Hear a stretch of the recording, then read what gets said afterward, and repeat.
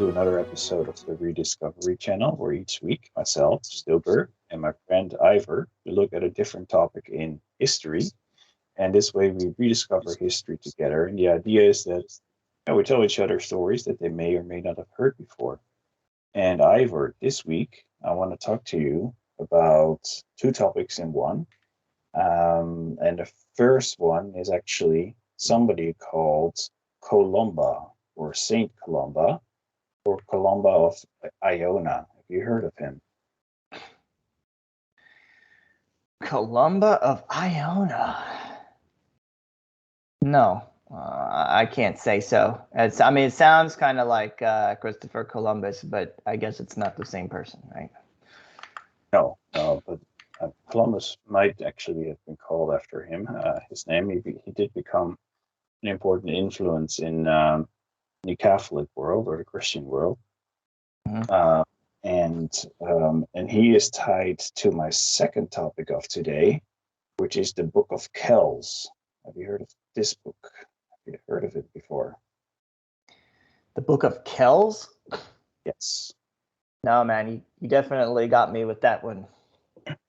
Okay, so let me start off with Saint Columba. So he's actually one of the most renowned Celtic saints. He was born in Ireland, and he is most well known for his conversion of the Picts and Celts of Scotland. And he is also known as the founder of Iona, which was to become the most important monastery in Scotland and burial place of many famous kings of Scotland. And this is actually a tiny island that's right off of the coast of Scotland, where he went to and started his work. St. Columba was a missionary and a scholar, and the monasteries that he founded, both in Ireland and Scotland, became great centers of learning in the following centuries. They were firmly established before the Viking raids and depredations of later centuries, and were in fact some of the last bastions of civilization during the worst years of the Dark Ages of Europe. So he was born about 60 years after the death of Saint Patrick, which you probably know. Yeah. And the Celtic Church in Ireland was growing fast, and many monasteries had been created as centers of learning.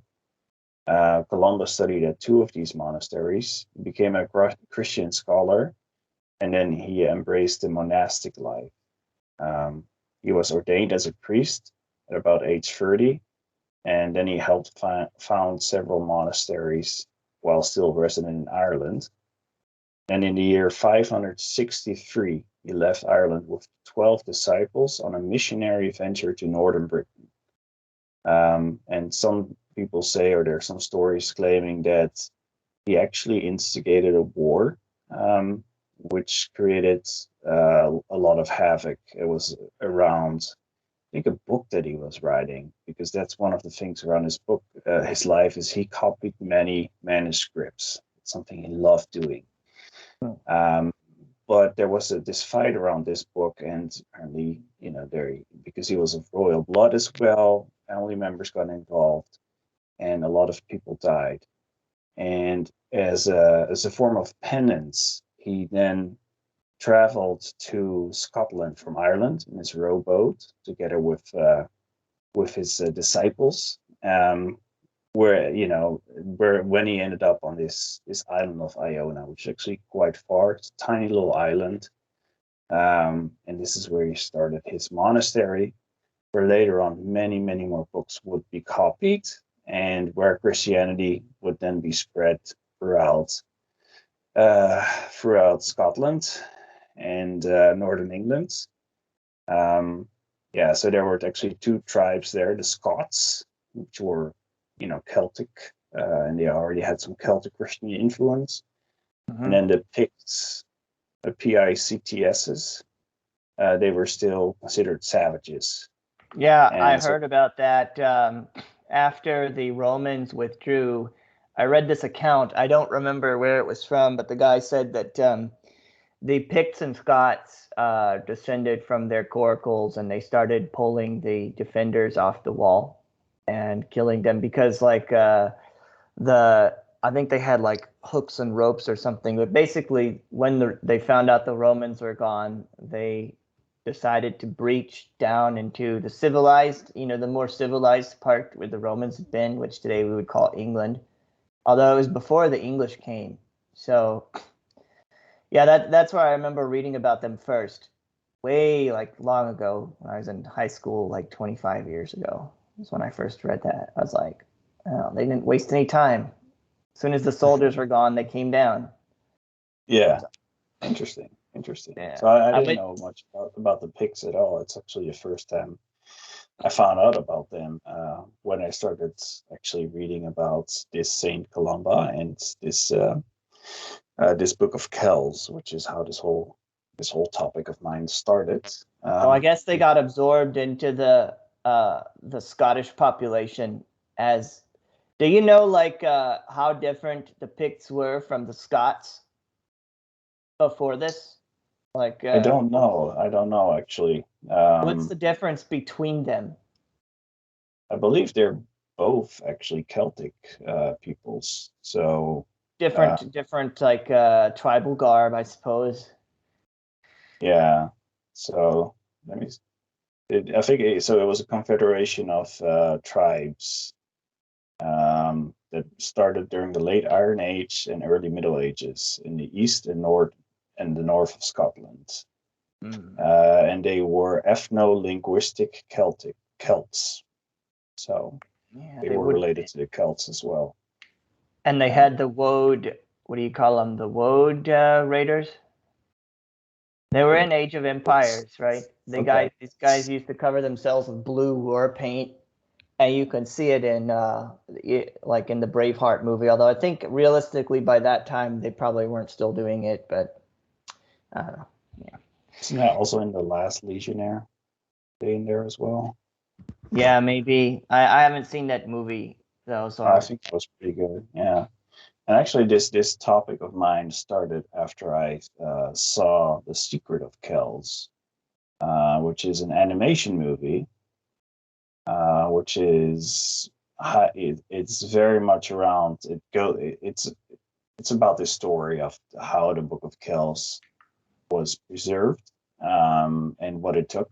And of course, it's a fictional story, but it has its roots in history for sure. But they put all kinds of Celtic tradition in there as well, which to some extent is in the book as well. So, but let's finish off on this Saint Columba first. So he worked in Scotland for 34 years, doing missionary work. With lots of miracles, like opening up the gates of fortified fortresses using just a cross sign, and kings, like being so blown away with his powers that they would convert on the spot. And that's how he did penance, right? He tried to convert, souls for each person that he got killed, or so goes the legend. But mostly he was especially known for promoting monasteries and centers of literacy and learning. And he is credited with transcribing over 300 books himself.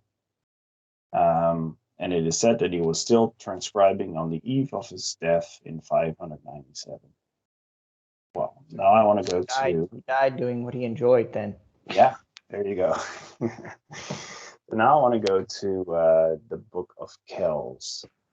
Right. And the Book of Kells is by... What I read about it is by many described as like the biggest treasure of Irish or Celtic history from medieval times.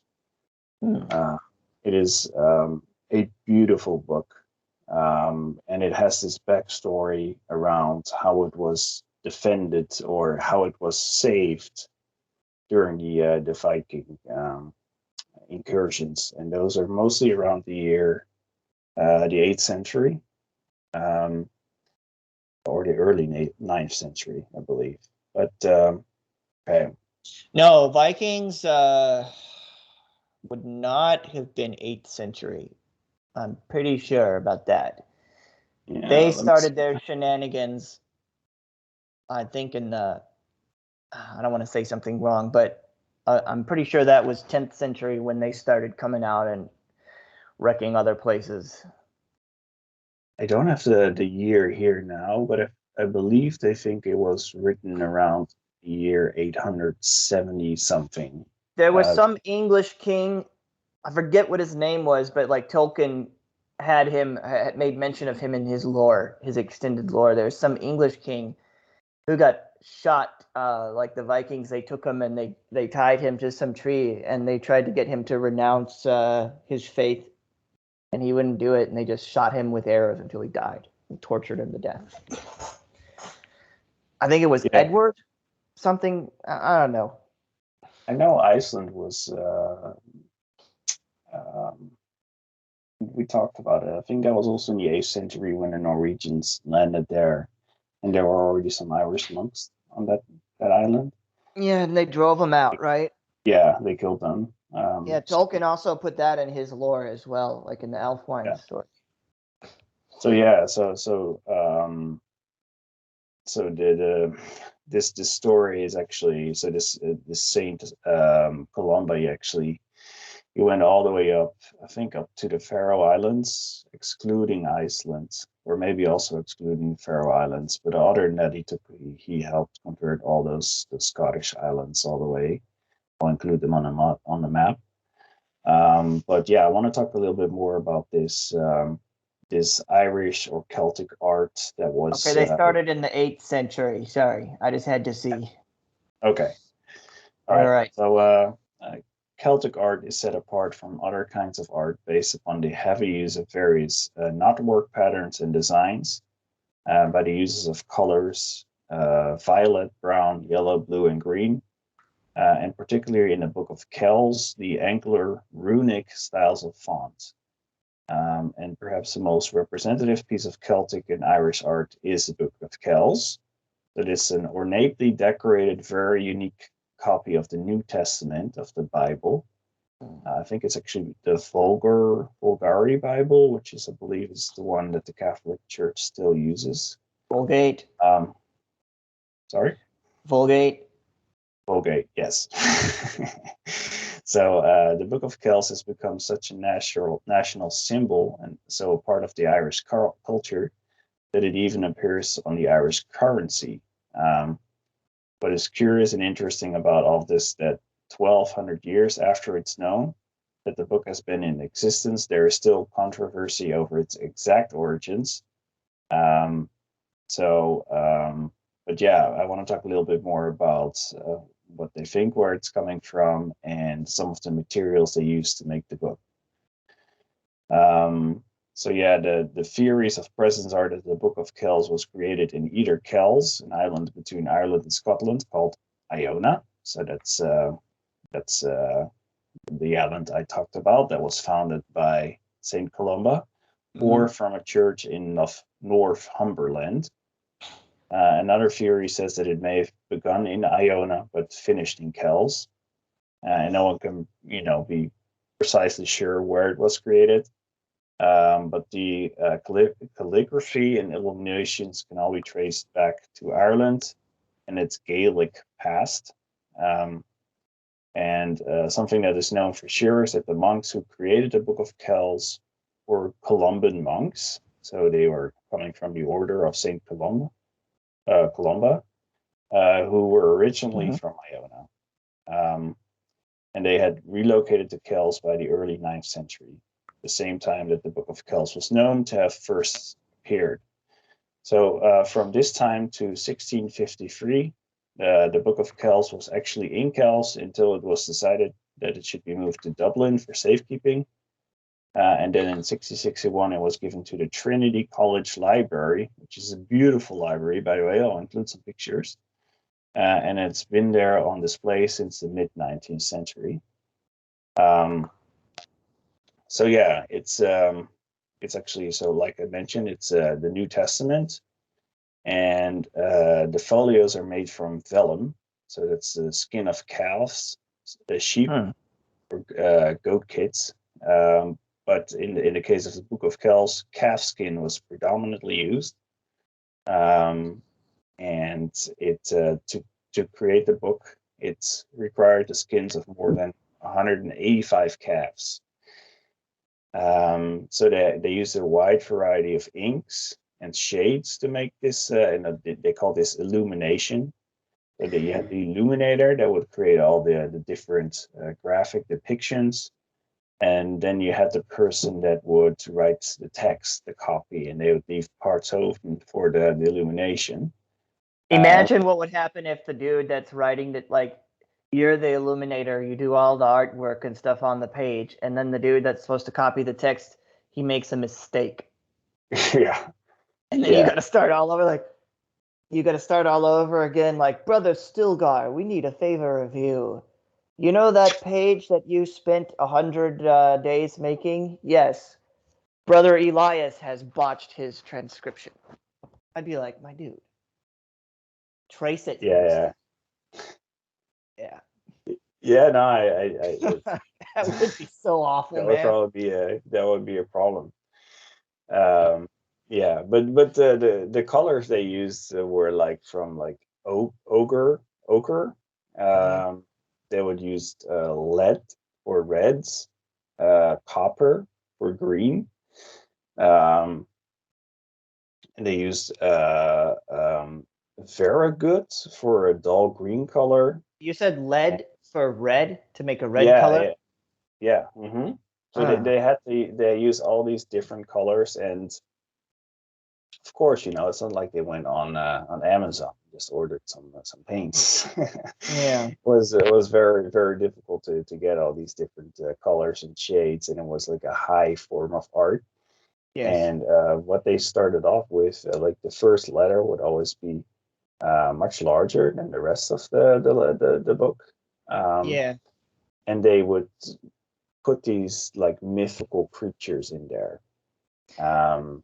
And I'll include some pictures. It's just something you got to see just to appreciate the artwork. Yeah, I've seen this stuff before. I mean, like most of the medieval texts would use illumination. You could see it in the Book of Hours. Different types of Book of Hours that would be done. And the first letter is always bigger like that. Yeah, I think Gutenberg Bible was also done that way. Although that was also done with plates, I believe. It was the first printing press, right? So Yes, it was done with the first printing press. That's where you can get. There's still a Project Gutenberg now online where you can read a lot of books for free that of which the copyright hasn't expired. But yeah, no, I'll include some pictures of it, and I would like to include a link to the Secret of Kells. I'm not sure if you can get it wherever you're based. If you have kids, I really enjoyed it. It's got, they put some of the fairy stuff in there as well, some of the Celtic things, but then they really appreciate like the religious history of it as well. At some point, the Vikings they took possession of the book, but they weren't interested in the text itself, so they just ripped off the pages. front. Yeah, Oh, that looks yeah, cool. I'll take it. pages. Yeah, which were had like diamonds and gold and stuff on it. So yeah, and the pages were miraculously preserved, and it's just a wonderful a work of art. And I wanted to use this episode to share it, to share some imagery of it, and also to recommend The Secret of Kells, which is an animation which is not Disney, and it tells you a different and interesting story for those listeners of ours that have kids. I would recommend it for sure. Yeah. Yeah, I'm looking at some of the pictures while you're talking about it. It does look pretty awesome, and it definitely it definitely seems more detailed than some of the other medieval illuminations I've seen. Like you can tell they definitely went they went into it. Yeah, I mean it would take I me. wonder how it relates to like the Frankish history of calligraphy. Maybe we have some listeners that know more about this. Because I was reading about the difference between the Celtic Church and the Roman Church, and apparently this whole notion that the Celtic Church was more in touch with nature And that's kind of like a romantical belief that was, started during the time of Romanticism. But it was also something that I believe the Presbyterians enjoyed, because that would make their religion different from mainland Europe, from the Roman version of the religion. But really, a lot of what Celtic Christianity was about was all about the art styles. It was about music. It was about calligraphy, and that's really some of the best work of it you find in this book of Kells. A lot of people like to put an anachronistic spin on history and on different cultures, like especially people that hate Christianity, of which most of the academic class today currently does. They'll say stuff like the Native Americans were so much more in touch with nature. Buddhists were so much more in touch with nature. Druids were so much more. Actually, I think Druids were actually nature worshippers, but these people they hunted animals to extinction, and they also started forest fires on purpose and prairie fires on purpose. So it's wrong to say that kind of stuff. But it's one thing that you said that kind of interests me. You said they put like images of fairies and other things into the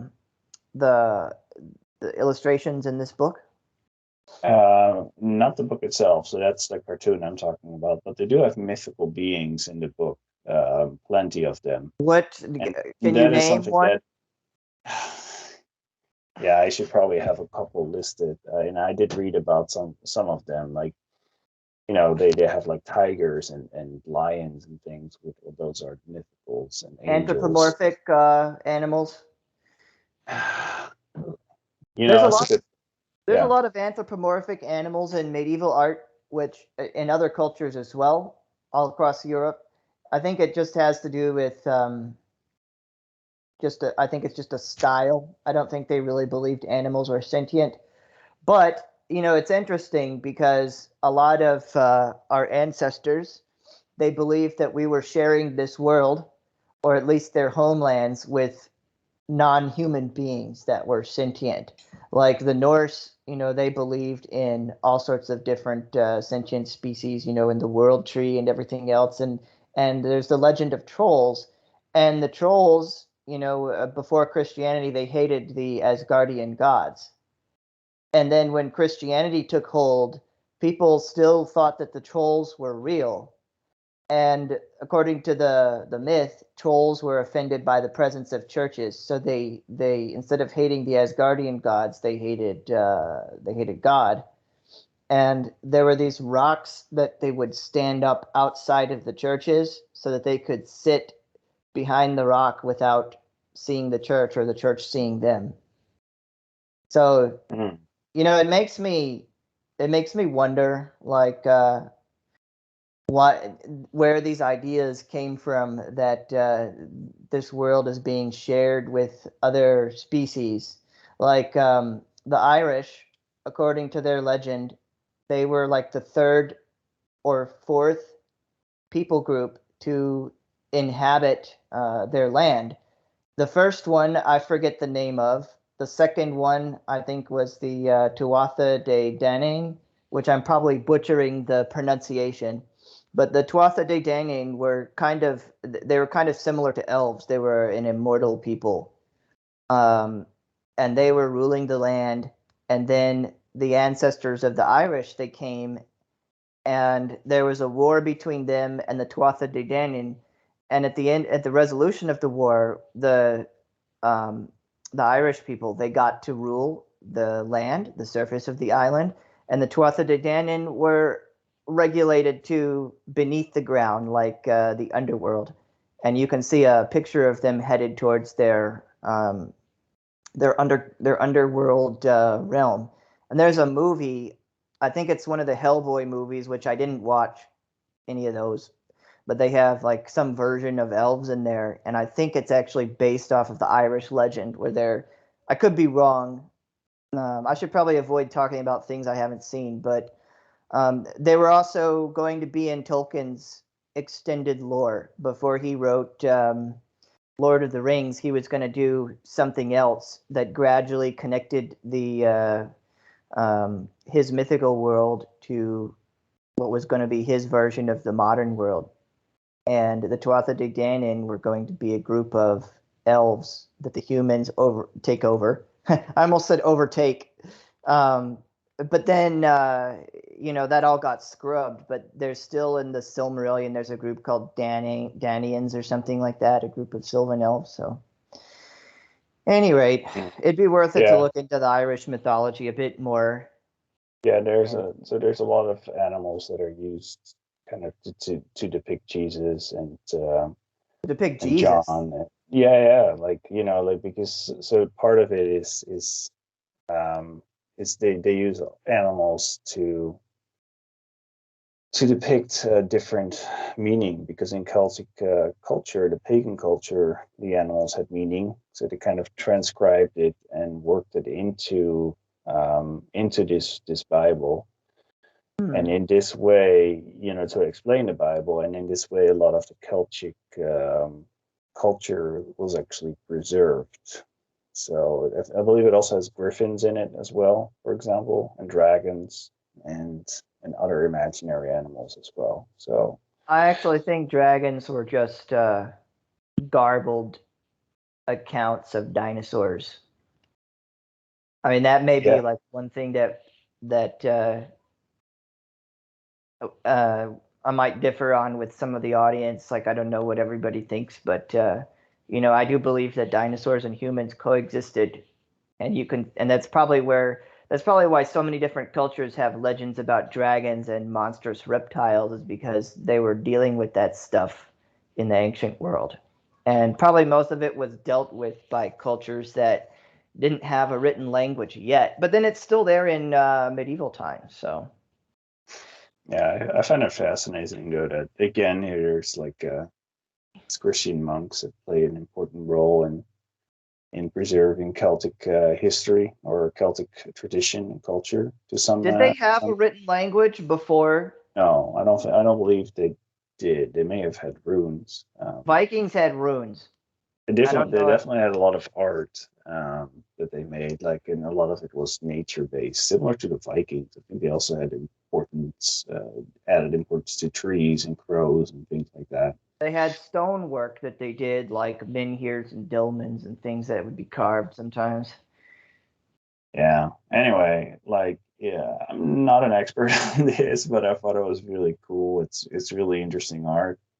And once again, I think if you have a chance, if you have kids, you want to maybe, as a nice intro, the Secret of Kells is an interesting animation movie I would recommend. So, all right, put a link if it's on. My little bit shorter episode coming out of my vacation home. I think it's a good one. I hope. If you have any comments, any feedback, maybe you are Celtic, you're Irish, you can tell us a little bit more about the questions we left unanswered. Please let us know in the comments. If you could share, subscribe, don't forget it. It's really important. It helps us out. We're just doing it for fun, and we're just two guys that really enjoy history, and we enjoy making these episodes, and we appreciate it if you have any comments, and of course if we get more listeners and more followers, that's always good, because it's more fun to do these things together. Share our videos if you like our content. Share it. I don't know, does liking help the algorithms for us? I think I'm not sure. Like our videos if you listen. Yeah, but if you just subscribe, that'd be good. No, thanks. Hey, Ivor, I think we should close this one out, and we'll see you guys in the next one. Great.